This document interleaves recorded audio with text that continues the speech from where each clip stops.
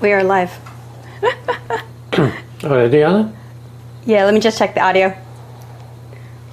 You can see everything on the desk. But I don't see I'm moving. Do you see it? You see I it? see it, but no movements. Let me check the audio. Oh, audio's good. Are you good? But Hit play, Dad.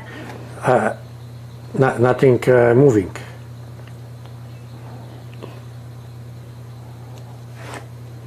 We are live, Dad. You have to hit the play button. Did you hit the play button? Play, where is play button? I don't know. I can't reach. Hit play. Oh, Hit this play. one? The big one? Yeah, hit play. Hit play. Now move. All right, give me that iPad. Don't you guys love the behind the scenes stuff? See over here, this is how you work an iPad, Dad. You just go that way. All the way? There we go. So you see the movement over there? Yeah. And now you have your chat. You'll be able to see your chat over here. Okay. And then you see it here. Thanks, Tara, for explaining to me. I'm not that familiar with all that thing, and I just let it Tara to go. Let me see who is. We have few friends already on it, and I want to say thank you first to my friends for being here, and thanks to Tara that she came back from her traveling, and I hope she's gonna stay now, and so we can start working on my project. And also I want to discuss with you about the problem in the world, and a problem basically in Ukraine, Poland, Europe, and finally discuss like every my project for the homeless and retirees project. Okay, so I hope you guys, if you're interesting, eventually we can discuss every country in the world, but you have to let me know which one you are the most interesting. Thank you, Tara, for inviting me here. Hello and good evening. I'm Tara Shapansky, the host of PoAm World News Tonight, along with my father, Marian Shapansky, and thank you for joining us this evening as we discuss what is going on in the world, mainly to catch me up to date with what's going on in the world, as I have been on the other part of the world, other side of the world, for almost 2 months now. So hey guys, it's great to be back. It's great to be back in studio with my father, and of course, we're going to be improving the show as we keep going along. So we're laying the scenes. Really, this is still behind the scenes stuff. And we're testing out, of course, almost like every single time, testing out new equipment. So I like this DJI microphone. I think it's working quite well. So highly recommend that for my tech people. Dad, I would say the biggest news of today, of this week, and is, and probably a lot longer than that, not to minimize things, is the Queen passing. Well, I feel so sad because I really like her. She was with us for such a long time, and she was like part of our family. I think for everybody it is some kind of sad day, but you know, we all under her for a certain time. We probably have to do something on the earth and then disappear. Queen Elizabeth II was the longest reigning monarch for almost more than 70 years. So she was she wasn't intended to become the queen, but basically her uncle had what's the word, when he left the throne in order to actually marry an American, and then it passed on to his brother, which was Queen Elizabeth's father. So she actually took, what, at age 27, I believe she had her coronation, which I've learned was 16 months after her father's passing. She then became the ruling monarch and has ruled for over, when I say ruled, of course England has a parliamentary system, but she's been monarch over the UK for 70 years. She came into succession in 1952 or 1953. Something like that, yeah. A little bit after the end of World War II. And now the line passes on to Charles, King Charles. So I learned that, of course, now he he is reigning as king, but the coronation, she waited about 16 months before she held her coronation, because I am interested in, possibly going to England during the coronation, which will probably be several months from now out of respect for her death. It's going to be about a 10-day process until her funeral. So her funeral will probably be going on, I believe the 10th day is going to be next Sunday, with day one counting as Thursday, the day of her passing.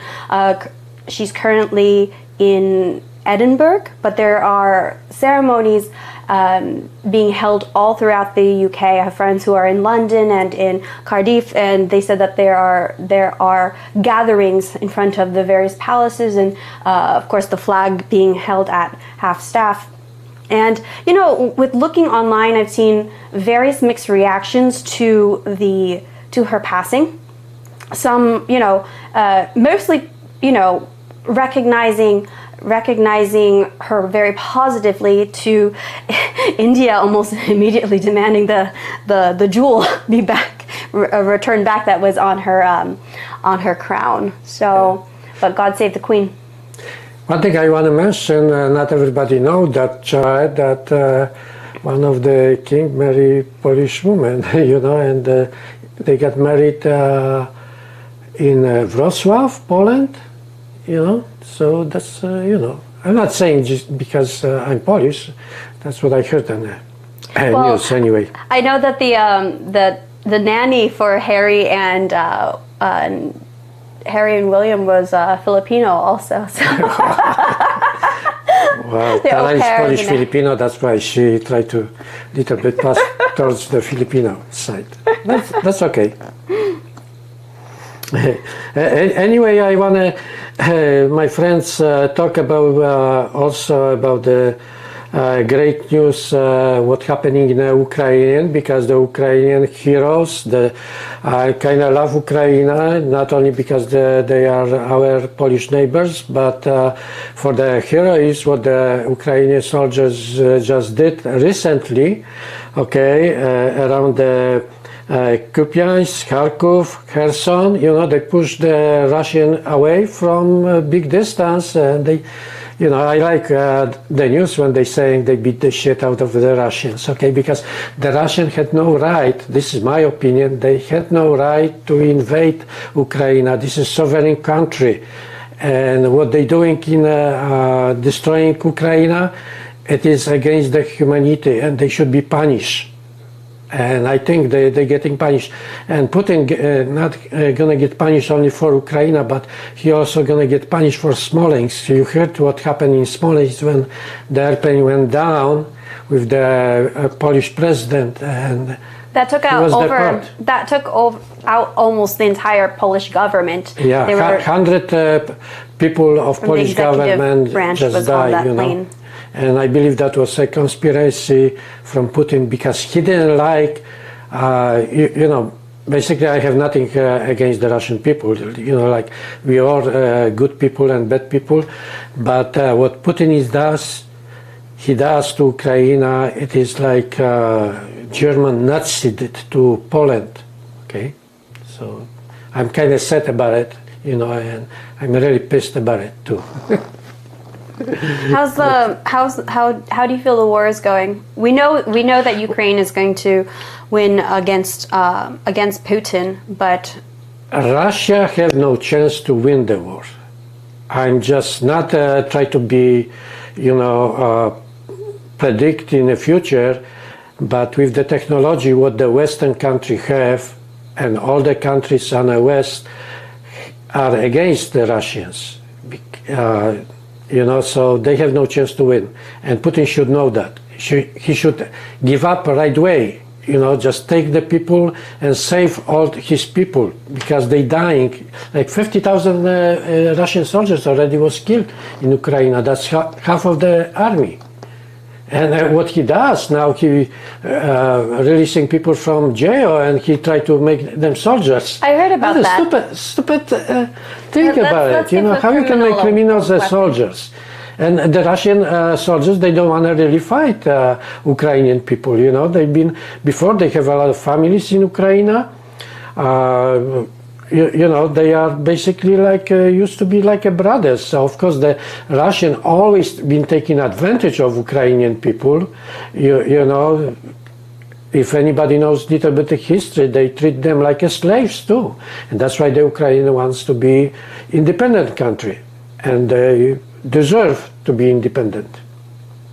I want to put you on the spot too with a question that I know that a lot of conservatives and Republicans, when they have criticism on the war, it has to do with the amount of funding and money that the U.S. and other countries would be sending over to Ukraine, when a lot of people feel that's money that should be used here. What would you say in response to that sentiment?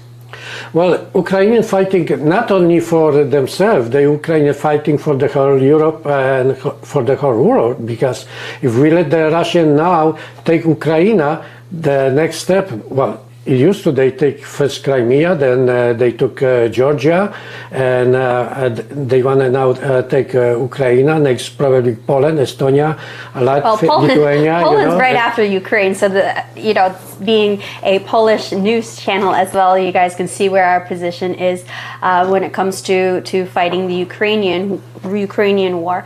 You brought up like how Putin and would go for Belarus and Armenia and Georgia. Yeah, I want to, I guess, deflect a little bit to bring up what's going on in our southern border. There's actually been a lot of people coming through who are from those countries through our southern border, and I haven't delved deeper to understand what is the present situation in those countries and what kind of claim that people would have for refugee and asylum status. But I think it's interesting that even when I was reporting over at Eagle Pass in Yuma, had seen a lot of people coming from Armenia, Belarus, Georgia. I'm only guessing now, but does that have to do you think, with the war in Ukraine somehow? Well, United States is a rich country, and everybody try to, with the reason not only political but also economically, they try to improve their lives, and we're always going to have people coming to United States. But you see, Poland right now hosting about more than 3 million Ukrainian people, and they're giving them the same privileges what Polish people have. And Poland is not that rich country, and they can afford to help Ukrainian. And if it comes to the military, Poland is on a third place to help Ukraine. And I'm surprised about Germans, because we know there was a sneaky deal between the Germans and Russia, but the Germany is part of the NATO, and they're supposed to help Ukraine, So I'm kind of disgusted about Germans that they not give enough support to Ukraine. And what they're doing to Poland or Hungary now is also discussed. The Germans try to dominate the Europe, okay, and they try to take the sovereignty from those countries and dictate it. They didn't achieve during the Second World War, so now they try to repeat the same thing. It's not just by the military, but economically they try to dominate all the countries in Europe, which is not fair, and that's why the Polish government, they want that the Ukrainian gonna win, and they join also the Poland in a better democratic way of winning the European Union. So that's good news, and but I don't think that the war gonna be finished this year. Because Russians gonna start releasing more and more prisoners from. They try to make them soldiers, But I don't know if you heard on the news how they run away from the Ukrainian now, leaving all the equipment and all the stuff, and they just running away. They put the civilian clothing and try to sneak out from there, So that's kind of funny, And what they think the Russian already running of the ammunition, so they go to North Korea and begging them, hey, help us, you know, give us more ammunition because we want to shoot more Ukrainian people.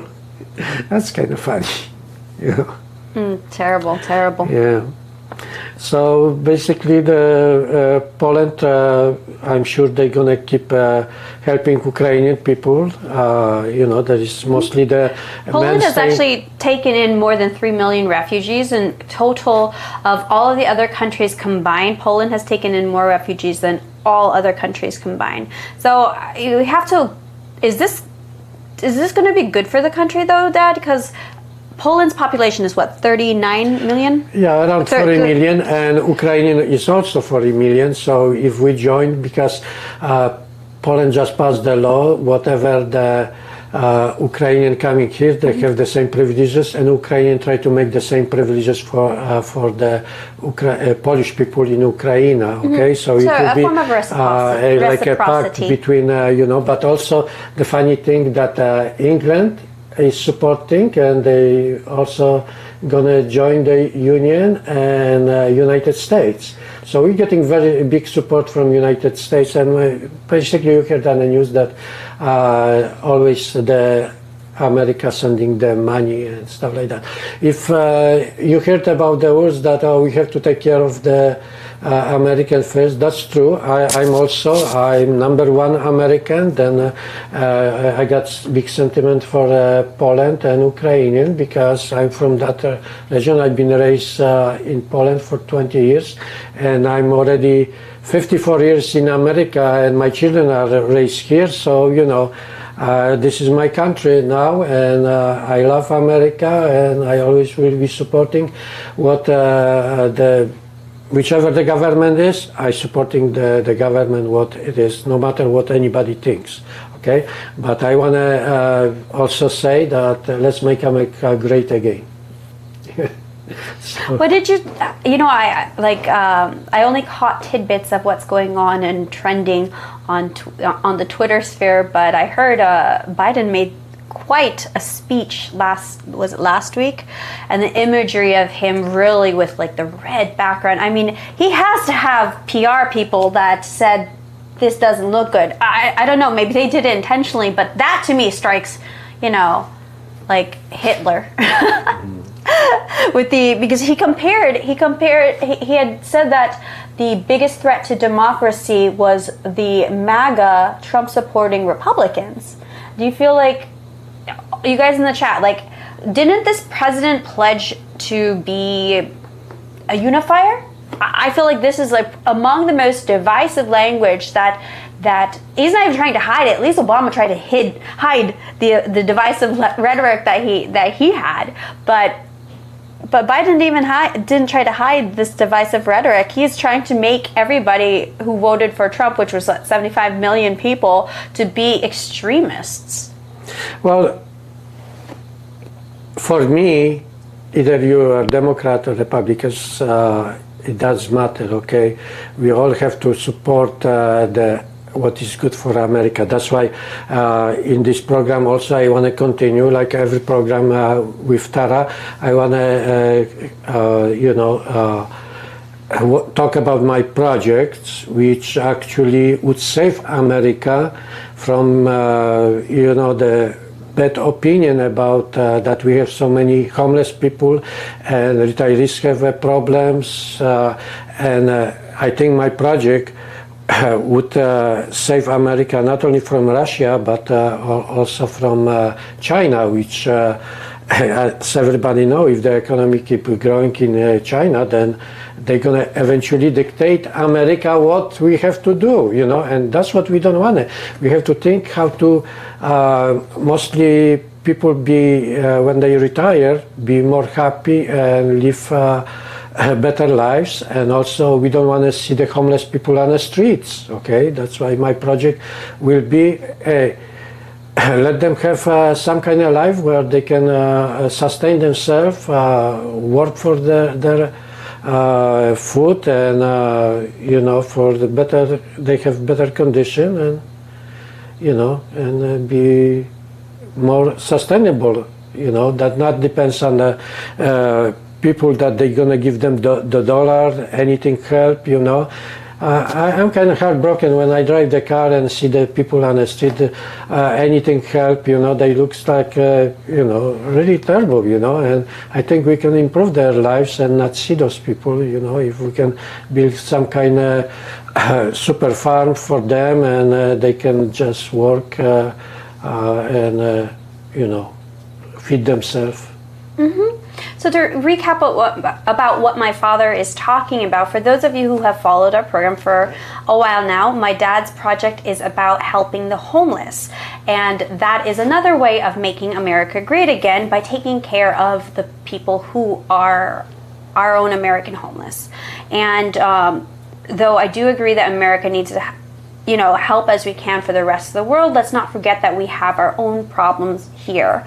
And among that would be, you know, we have a lot of homeless veterans. It does cause a bad feeling for me personally, and maybe you guys will relate, when we give handouts to people who aren't even, born